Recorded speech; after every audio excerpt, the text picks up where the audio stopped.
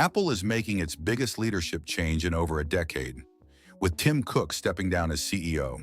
His successor has already been named, John Ternus. But Cook isn't leaving the company entirely. He is moving into a new executive chairman role, establishing a new power structure for Apple that is already sending ripples through the industry. Let's break down these developments and what they mean for the future of Apple, especially in such a pivotal year. To stay updated on all things Apple and analysis like this, consider subscribing to the channel. Now let's get into it. Section 1. The End of an Era. A look back at Cook's Apple. To understand the magnitude of this change, you have to look at what Tim Cook accomplished. To put his legacy into context, when he took over from Steve Jobs in 2011, Apple was valued at around $350 billion. As he transitions from the CEO role, it's worth a staggering $4 trillion. The stock price has surged by approximately 1,900% during his 15-year tenure. On paper, his performance has been phenomenal. While some critics have argued that Apple's pace of innovation slowed under his leadership, Cook's operational genius turned the company into a logistical and distribution powerhouse. But his impact was about more than just money. He fundamentally shifted Apple's game plan. The Jobs era was defined by revolutionary hardware like the iPod and iPhone. The Cook era will be remembered for the rise of services. He oversaw the growth of the App Store as we know it, iCloud, Apple Music, Apple Pay, and Apple TV Plus, which now reportedly generate over $100 billion a year. He transformed Apple from a company that just sells devices into one that is deeply integrated into a user's digital life. And new hardware categories still emerge. He launched the Apple Watch, which dominates the smartwatch market, and AirPods, which became a cultural phenomenon.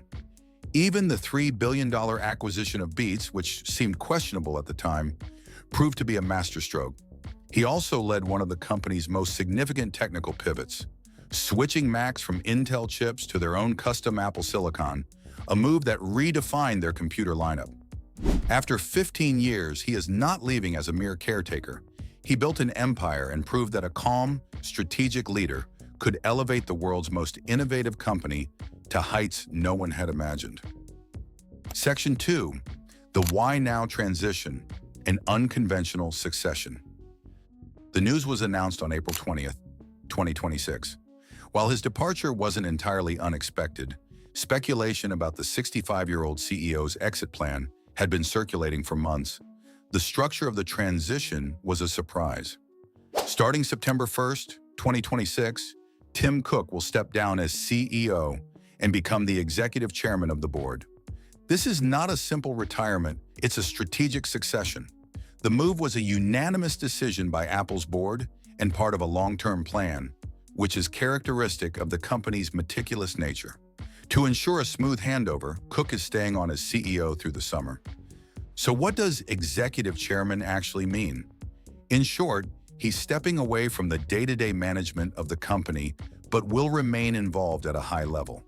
He will help guide the company's overarching strategy, mentor the new CEO, and, crucially, handle governmental affairs. With governments worldwide scrutinizing big tech, having Tim Cook as a top diplomat is a significant advantage. It's Apple's attempt to get the best of both worlds, retaining Cook's experience and strategic mind while allowing a new leader to focus on product innovation. Section 3. Introducing the Successor. Who is John Ternus? Now let's talk about John Ternus. If Tim Cook, the operations master, was the antithesis of the product-focused Steve Jobs, then Ternus, the engineer, is in many ways the antithesis of Tim Cook. At 50 years old, Ternus is a 25-year Apple veteran. You may have noticed his increasing presence in Apple keynotes over the past several years, where he often presented new MacBooks and iMacs. His public profile has been deliberately raised as part of this transition. His career has been dedicated to the products themselves. He has been responsible for nearly all of Apple's consumer-facing hardware, including the iPhone, MacBook, iPad, and AirPods. He was a key figure in the transition to Apple Silicon and helped lead the Mac's resurgence. His focus is firmly on product and engineering. The key takeaway is that Apple is not reinventing itself by changing its core teams. Instead, it appears the board decided, that after 15 years of operational focus under Cook, it is time to put a product-centric engineer back at the helm. It's a bet that Apple's future depends not just on selling products efficiently, but on inventing the next big thing. Section 4. The new balance of power. Cook as executive chairman. As mentioned, Tim Cook will not be fully stepping away from Apple. The executive chairman role is designed to keep him involved in key areas. He will lead the board of directors and mentor John Ternus, but one of his primary responsibilities will be representing Apple before governments around the world. Instead of managing supply chains, he will be in Washington, D.C. or Brussels, addressing antitrust and privacy regulations. This arrangement is smart as it allows Cook to focus on major external threats while John Ternus can concentrate on product development. However, this structure does raise questions. Can a new CEO truly take bold risks with a legendary predecessor still in the building as chairman? That is always a concern with such arrangements. But Tim Cook's collaborative leadership style is vastly different from Steve Jobs's, so if anyone can make this partnership work, it is likely him. The goal is to create a stable partnership that strengthens Apple, not a power struggle. Section 5. The next decade. What a Ternus-led Apple looks like. So what does this all mean for Apple's future? We can expect a renewed, product-focused direction. For years, Apple has leaned into its software and services ecosystem with great success. Now the priority seems to be shifting back to the hardware itself. The situation gets even more interesting with Johnny Srouji's promotion. Srouji is the visionary behind Apple Silicon, often seen in keynotes explaining the technical prowess of Apple's chips.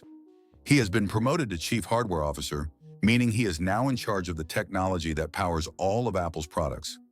To summarize the new leadership structure taking effect on September 1st, John Ternus, a product-focused leader, will be the new CEO. Johnny Srouji will run all hardware and silicon engineering, and Tim Cook will remain involved at a strategic level as executive chairman. Under this new team, we can expect more aggressive product moves. The biggest test for Ternus will be AI, where many feel Apple has fallen behind. We will see if he can deliver a revitalized Siri or integrate AI into hardware in a groundbreaking way. Furthermore, rumors persist about a foldable iPhone and more accessible AR glasses to complement the Vision Pro. This leadership change signals a potential surge in product-level innovation.